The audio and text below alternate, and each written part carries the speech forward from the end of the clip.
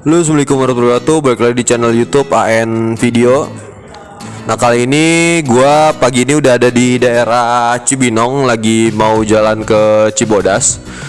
Gua bareng sama anak dan istri gua sama temen CB 150X Depok Raya, ada dua orang, Pak Jindra sama Om Raffi di belakang gua ya. Mereka tujuannya ke Gunung Padang, sedangkan gue ke Cibodas. Jadi kita akan bareng sampai daerah Cianjur. Nah, waktu itu ini kalau nggak salah hari Minggu ya. Ini hari Minggu kita jalannya sebenarnya agak mepet sih karena besok kan udah masuk kerja lagi ya. Cuman ya mau gimana, kita ada waktu luangnya di hari Minggu, ya udah gasken kayak gitu. Gua rencananya mau lewat Sumarekon Bogor, terus kemudian tembus ke Kopinako Kebonjati, keluar ke Jalan Raya Puncak, lanjut ngikutin jalan sampai nanti ada rumah sakit di daerah Cianjur ya. Setelah Puncak Pas tuh turun rumah sakit, terus maju dikit ada SMKN 1 apa gitu ya, nanti belok kanan. Itu tuh jalan buat ke pintu belakang dari Kebun Raya Cibodas. Jadi gue nggak lewat pintu utamanya ya. Nanti gue kasih tau lah ya kenapa harus lewat belakang situ kalau naik motor. Ya intinya sih tujuannya untuk menghemat ya kan. Nah, ini di Sumarekon Bogor seperti biasa jalanannya bagus. Terus juga view-nya enak ya kan, pemandangannya lapang, banyak pohonan ya kan. Sebelah kiri masih banyak tanah kosongnya, terus kemudian sebelah kanan itu udah jadi perumahan ya. Ini sebenarnya menurut gua bagus sih Sumarekon Bogor ini. Dia milih lokasinya, satu deket banget sama tol, terus kemudian juga dia ini jalur penghubung ya antara orang yang nggak mau lewat kota buat ke puncak pasti lebih cenderung ke lewat sini sih. Jadi kalau misalnya aksesnya bagus tuh biasanya kalau perumahan tuh pasti cepet laku ya kan. Pasti cepet laku, cepet sold out. Gue pernah sih sebenarnya sih ke sini ya, ke yang klaster yang di atasnya itu. Gue coba tanya-tanya kayak gitu. Ternyata memang itu udah ini ya, udah sold out gitu. Jadi emang ini tinggal tahap pembangunan aja. Biasanya tuh kalau developer gede sekelas Sumarekon ini, dia untuk pembangunan tuh bisa sampai 2 tahun. Jadi kalian setelah beli rumah itu nggak bisa langsung ditinggali, tapi kayak dibikin dulu rumahnya inden selama sampai kurang lebih 2 tahun. Nah, untuk kualitas bangunan sendiri jangan diragukan lah. Kalau Sumarekon sih udah pasti bagus ya, infrastrukturnya juga keren kayak gini. Mereka tuh nggak tanggung-tanggung kalau bikin jalan tuh lebar-lebar, terus infrastrukturnya juga dari marka jalan, terus ganstin pinggir, landscape sama lampu jalannya itu oke banget. Nah, ini apalagi nih di sebelah kiri nih, air mancur ikonik banget. Pasti kalau kalian lewat Sumarekon Bogor, udah nggak asing lah sama air mancur itu sebelah kiri. Coba kayak kalian bayangin deh, kalian kayak punya rumah tuh di atas tuh ya, yang di atas sebelah kanan tuh yang putih. Terus view-nya tuh madep ke air mancur yang di sebelah kiri, terus di sana itu kayak lembah gitu kan. Keren banget. Gue aja waktu lewat sini tuh gue sama istri tuh, ya Allah kapan ya kalau misalnya kita punya rumah kayak gini, view-nya bagus. Pasti aduh nyaman banget gitu ya kan, nyaman banget di rumah gitu, bisa betah gitu, enak ya kan, bisa duduk di balkon di lantai 2-nya sambil ngopi, sambil ngeteh ya kan, ngeliatin anak main, kita madep ke view yang sangat bagus itu. Nah, ini tikungan tajam ke sebelah kiri, tanda-tanda kita sudah mau keluar area Sumarekon Bogor, masuk ke daerah Gunung Gelis. Ini waktu acara di CB 150X Depok Raya yang ulang tahun setahun ya. Ulang tahun, ini gue lewat sini, terus gue tuh ban belakangnya itu agak geol gitu loh. Nah, usut punya usut, ban gue yang geol itu gara-gara ini apa namanya, prolingnya itu ada bosnya itu ada yang udah pecah. Jadi dia menyebabkan ban belakangnya itu nggak stabil kalau buat nikung. Dan itu udah gue ganti sih, ini udah gue ganti kurang lebih waktu itu gue habis sekitar 330.000 buat beli spare part sama buat masangan jasanya itu kurang lebih 80.000 ya, anggaplah 100, jadi 435 ribuan ya kayak gitu. Nah, ini daerah Gunung Gelis, di sebelah kanan tuh ada ini, ada hotel Royal Tulip Gunung Gelis. Range-nya tuh harganya kalau nggak salah di 1,5 sampai 2 juta deh harga hotelnya. Nah, gue juga sebenarnya belum kesampaian ya buat nginep di sini, di situ pengen banget sebenarnya, karena fasilitasnya tuh kalau dilihat di Traveloka tuh banyak dan bagus banget. Kamarnya juga cantik ya, instagramable banget, dan viewnya itu juara ke lembah gitu kan. Kenapa gue belum kesampaian sih itu karena gue masih ini ya, masih jadi kaum mending ya. Jangan ditiru ya guys. Iya, gue jadi kayak masih suka ngebandingin antara satu hotel sama hotel. Jadi itu nggak apa namanya, nggak jadi gitu ngeliat ada yang lebih bagus gue ngeliat, ntar ngeliat doang ya, di check out mah enggak gitu, ntar ujung-ujungnya milih hotel yang harga sekitar 500-600an. Kita masih sayang dengan budget yang 1,5 juta gitu buat dihabiskan buat untuk bermalam gitu, 1 malam doang. Udah gitu gue sering telat lagi namanya check in ya kan, jadi kayak sayang gitu duit segitu. Nah ini kita udah keluar di Summarecon Bogor, mau nanjak ke arah Kopinako Kebonjati. Di sini gue udah ancang-ancang aja karena kan gue cukup berat bawaannya ya, anak istri. Gue ambil ancang-ancang, gigi rendah ya kan, langsung gaspol ya kan, dengan kekuatan penuh. Nah untuk motor sendiri ini udah gue persiapin sih sebenarnya. Jadi sebelum perjalanan ke Cibodas ini gue udah sempet servis motor ketika gue pulang dari mudik. Kemarin kan mudik tuh lumayan jauh tuh, gue muter ke Dieng, terus gue ke Jogja, gue ke Semarang, Purwodadi, ke Cirebon ya kan, sampai Depok lagi. Selang berapa hari gue langsung servis, kampas rem dicek semuanya aman, radiator aman ya kan. Ya udah gue cuman servis berkala biasa aja. Kalau servis berkala sendiri sih untuk CB Servaplex ini sekitar di harga 230 ribuan ya, kalau nggak salah 230 ribu udah include ganti oli sama ngebersihin mesin-mesinnya lah gitu, servis gitu. Kebetulan gue juga servisnya di daerah Juanda Depok, di Millennium, namanya Millennium Motor. Nah, di situ cocok banget buat teman-teman yang punya motor Honda servis di sana. Karena pelayanannya itu ramah banget. Terus om mekaniknya juga sangat helpful ya kan. Terus ada ruang AC tunggunya sehingga kita bisa santuy memandang motor kita yang lagi servis. Dan tentunya ada colokan, ya itu penting banget sih, karena kalau lagi nunggu servisan motor terus handphone lowbat kagak ngapa-ngapain kayaknya bete banget tuh. Nah untuk jalanan sendiri di daerah Kopinako Kebonjati ini nggak semulus yang di Summarecon Bogor. Di sini banyak lubang ya kan, hati-hati kena jebakan Batman.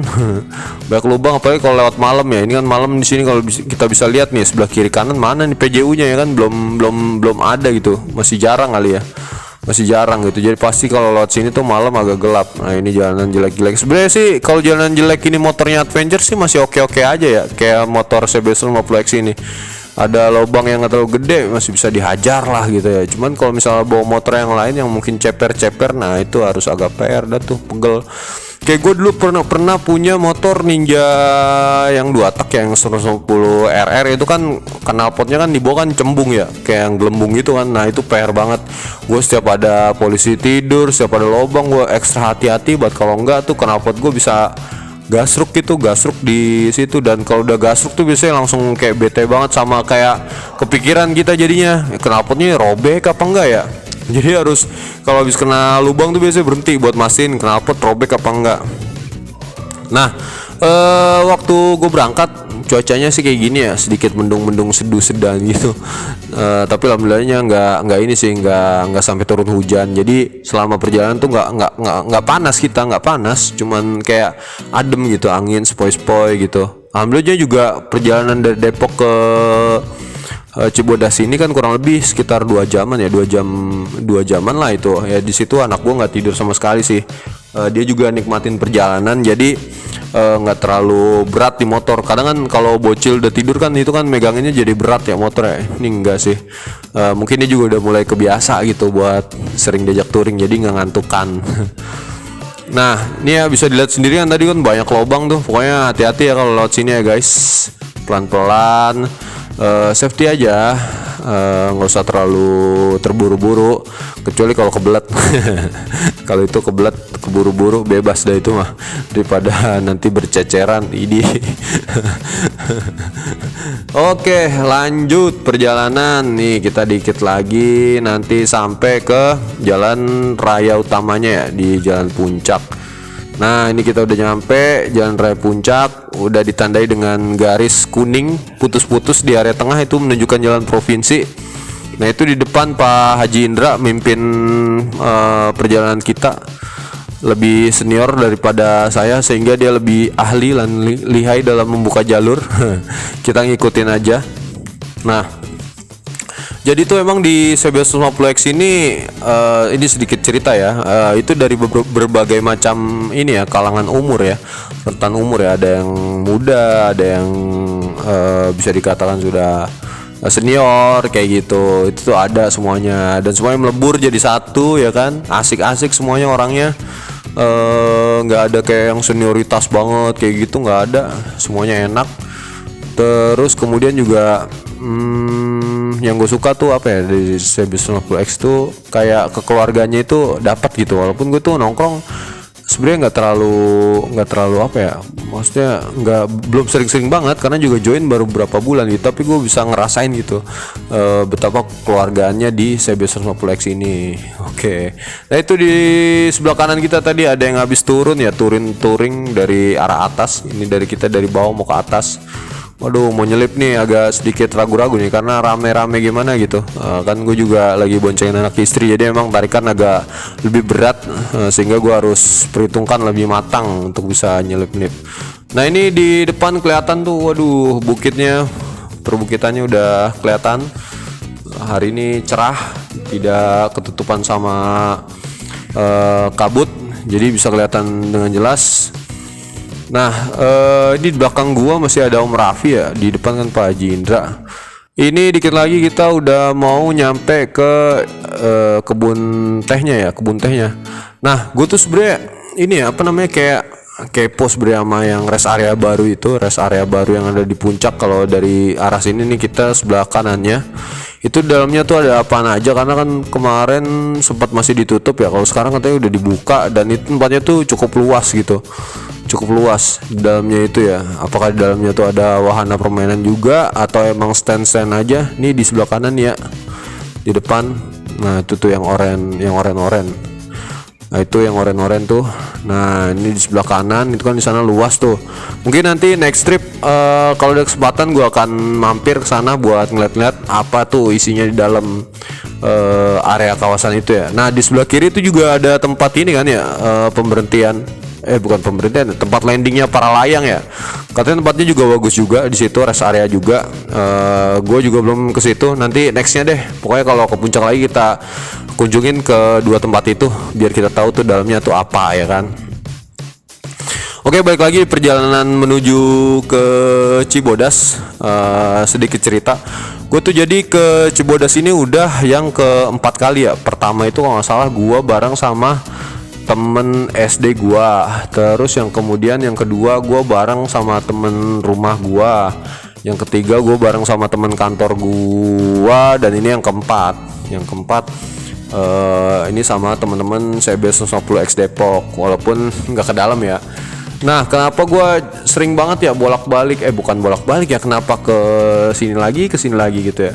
Jadi emang Cibodas itu menurut gua ini sih, apa namanya ya, selain tempatnya adem, nyaman, tiketnya juga murah, dan banyak banget yang bisa dieksplor kalau kalian kuat ya jalan kakinya. Nah, bener-bener luas tempatnya, tempatnya luas. Terus juga dia tuh apa ya, kayak dingin gitu loh, seger. Jadi walaupun kalian jalan jauh tuh, tapi rasanya tuh masih tetap enak gitu, nggak kayak panas gitu. Oh ya, di sebelah kiri nih bisa kita lihat tadi ada kayak itu kayak rumah istana-istanaan, sama ada komedi puter yang lagi dibangun. Nggak tahu tuh mau jadi apa ya, kayaknya tempat wisata gitu deh.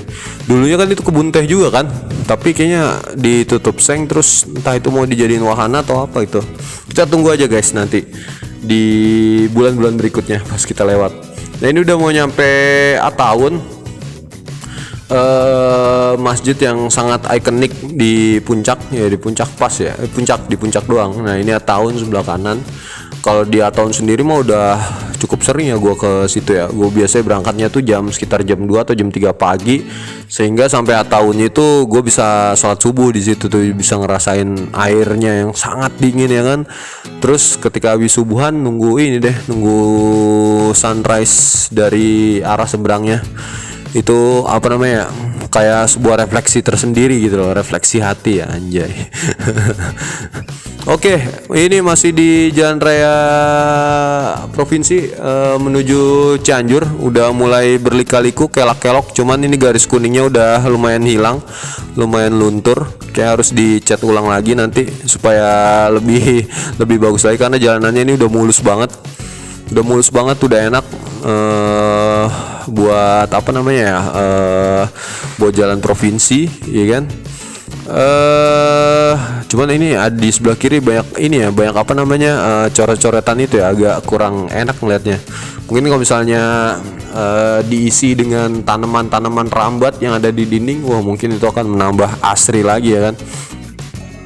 Oke, kita nikung ya kan. Banyak apa namanya, pedagang di pinggir kiri kanan jalan.